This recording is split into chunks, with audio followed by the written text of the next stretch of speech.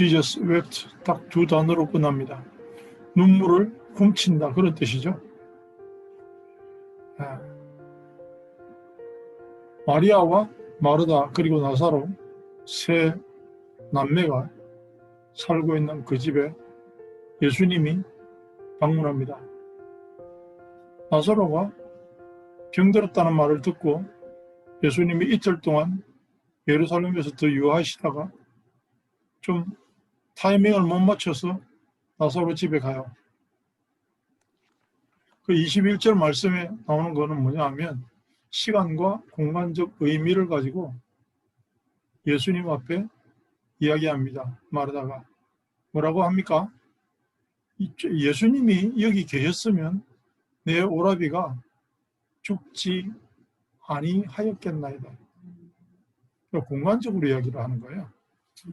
예수님이 여기 계셨으면 그래도 안 죽고 그 많게 병자들이 예수님한테 와서 치료받았잖아요. 그런 것처럼 우리 오라버니도 그렇게 병도 낫고 안 죽을 수도 있었겠는데 예수님 그동안 어디 갔다 오셨습니까?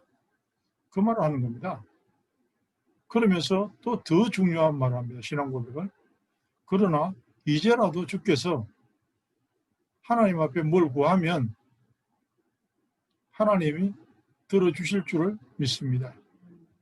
얼마나 멋있는 신앙 고백이에요. 얼마나 하나님 앞에 신실한 신앙을 고백합니까? 죽었어도 지금이라도 당신께서 구하신다면 하나님은 주실 겁니다. 이 정도면요 100점이잖아요. 그러니까는 예수님이 이렇게 말씀하십니다. 네 오라비는 죽은 게 아니고 다시 살 거야 이러니까 또 말대답을 합니다. 알아요. 마지막 부활의 날에는 내 오라버니 또 살아나고 죽은 사람들도 다 살아나고 그렇겠죠. 뭐. 맞는 말인데 믿음하고는 약간 상관이 없어요. 오늘 우리는 이 말씀을 통해서 우리가 진짜 믿나 아니면은 나도 모르는 사이에 이 불신앙의 어떤 뭔가를 가지고 있나. 뭐 제대로라고 하는 말을 표현을 어떻게 해야 될지 모르겠습니다만 우리가 정말 믿는가? 정말 우리는 하나님을 믿고 있는가? 완전하게 믿는가? 그 부분에 대해서 좀 생각을 해볼 필요가 있습니다. 오늘 마르다는 굉장히 부족함이 없이 잘 믿는 것처럼 이야기를 하죠. 나는 부활이요 생명이니 나를 믿는 자는 죽어도 살겠고 살아서 나를 믿는 자는 영원히 죽지 아니하리라. 아멘 했을 뿐만 아니라 마르다는 주는 그리스도시요. 베드로보다 더 멋있는 고백을 하잖아요. 이 이상의 우리 신앙 고백이 어디 있습니까? 세상에 오시는 하나님의 아들이신 줄 내가 믿습니다. 됐죠? 자, 여기서 끝났으면 얼마나 좋았을까요? 마리아와 마르다의 상태는 뭐냐 하면 예수님이 여기 계셨더라면 예수님은 하나님이세요. 시간과 공간을 제약받지 않고 초월하시는 분이란 말입니다. 그것까지는 모르겠다는 거지. 죽으시고 부활하시는 분인 줄을 몰랐던 거죠. 속에 있는 불신앙이 나오죠. 예수님이 그 이전에 이 말씀을 하기 전에 예수께서 눈물을 흘리시더라. 안타까움의 상징이기도 하죠. 너무 간단하게 되어 있는데 영어 성경에 Jesus wept이라고. 죽은 자의 누이 마르다가 이르되 주여 죽은 자가 나흘이 되었음에 벌써 냄새가 나나이다. 무덤의 문을 옮기라는 거죠. 돌무덤이잖아요. 예수님의 무덤도 무덤 문을 천사가 와서 옮겨버렸죠.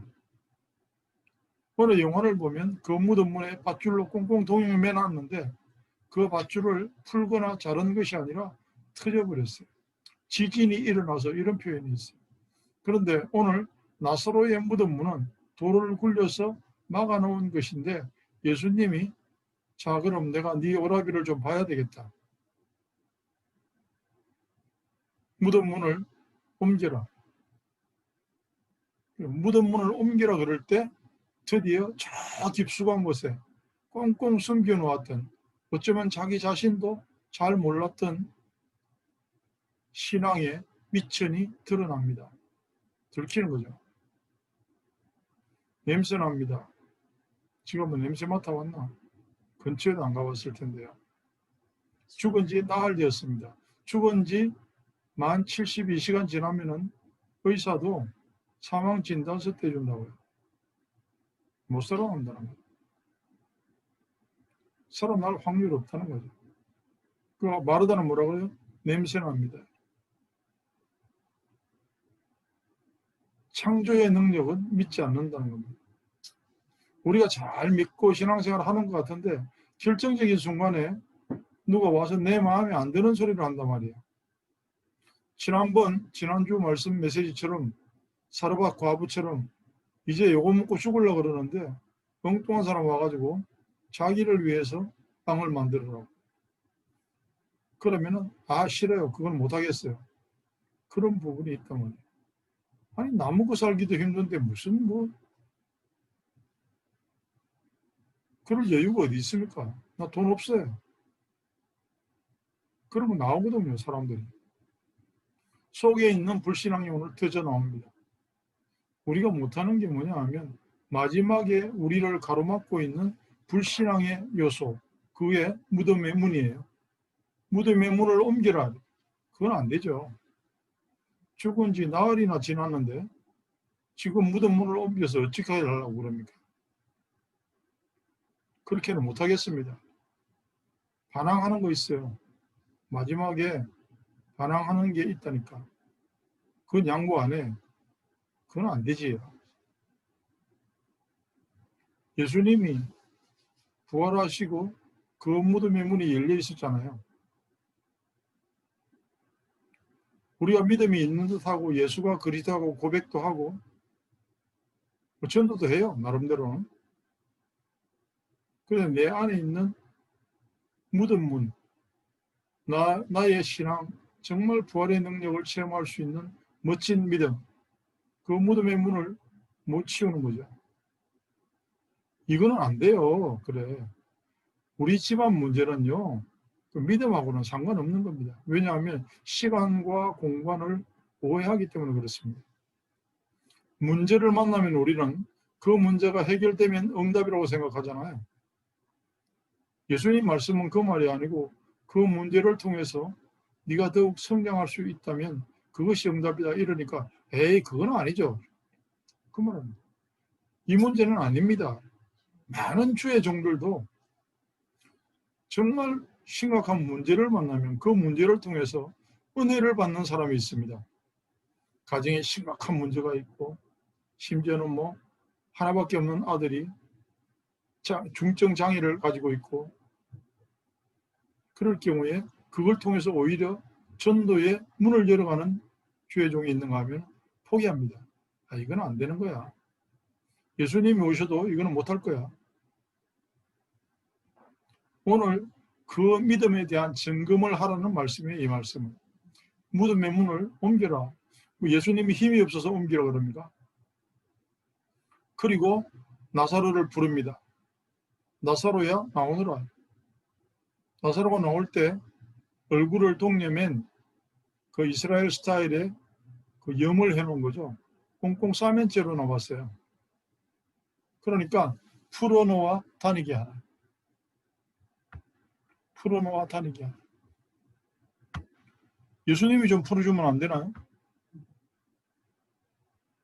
꽁꽁 매고 나왔어요. 예수님이 풀어주시지. 왜 그것도 시켜 사람 보고. 여기 보면 이거 풀어놓아 다니게 하라. 자기가 풀 것이지. 왜 사람들 보고 시키냐고.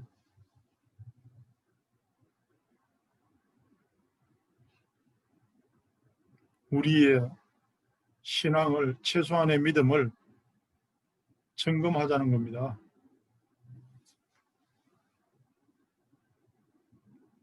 나사로 때문에 많은 사람들이 예수를 믿게 되었어요.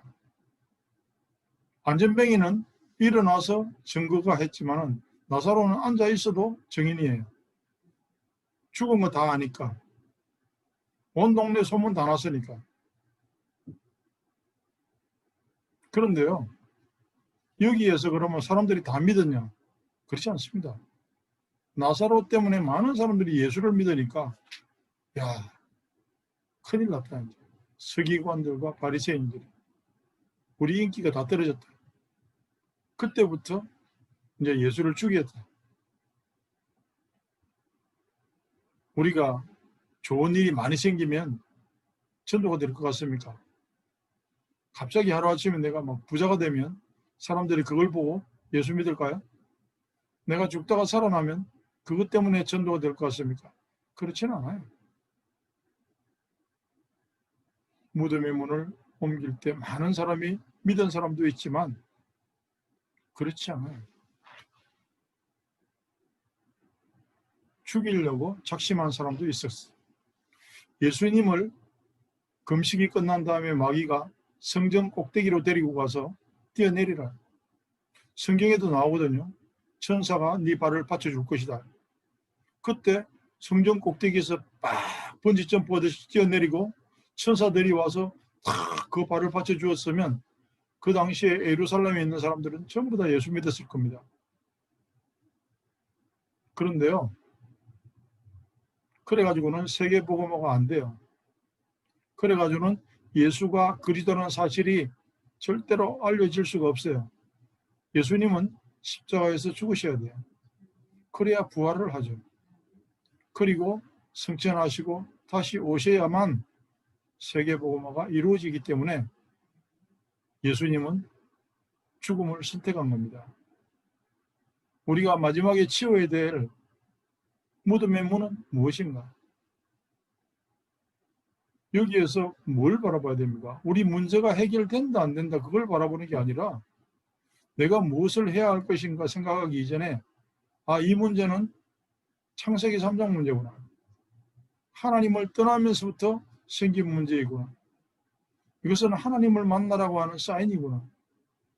그걸 눈치채야 돼요. 하나님 떠난 인간이 여기까지 흘러온 것과 영원한 멸망의 문제, 우리 인류에 있는 모든 문제, 영원히 존재하는 이유, 그것이 예수 그리스도로 말미암아 해결되는 그 원리를 깨달으라는 사인이에요. 아니, 나사로가 살아났으면 그 이상의 이적이 있습니까? 예수님이 주시고자 하는 사인은 나사로가 살아나는 게 아니고요. 우리 안에 가지고 있는 무덤 문 치워라. 그걸 해결해야 된다. 그 말씀을 하시는 겁니다. 그게 창세기 3장 15절이에요. 여인의 후손. 그래서 예수님은 죽어야 되는 거죠. 왜냐? 그래야 죽음을 이기고 부활하는 그 권세를 보여줄 수 있기 때문에 사람들은 거기에서 멈추는 겁니다. 죽으라 그러면 그건 아니다. 무덤의 문을 옮겨라. 그건 못하죠.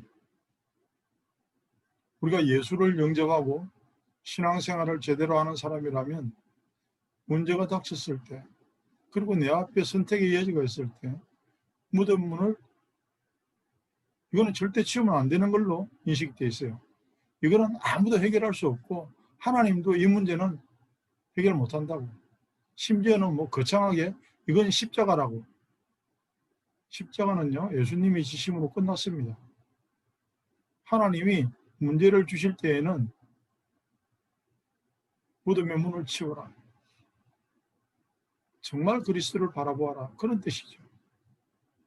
우리가 내 앞에 닥친 문제를 놓고 사실을 이야기하여 사실 이렇고 이래서 나는 죽겠습니다. 이렇게 말할 건지 그게 아니라 나는 그리스도를 바라보는 기회가 될 것입니다. 이렇게 말할 것입니다.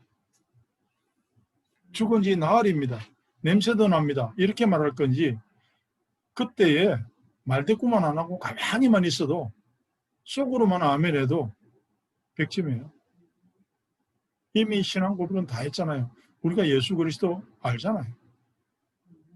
그 믿음을 가지고 한 주간 멋지게 승리하고 정말 하나님께서 원하시는 그 삶은 알기만 하면 행복의 길입니다. 그 길로 갈 수 있는 한 주간 되기를 축복합니다.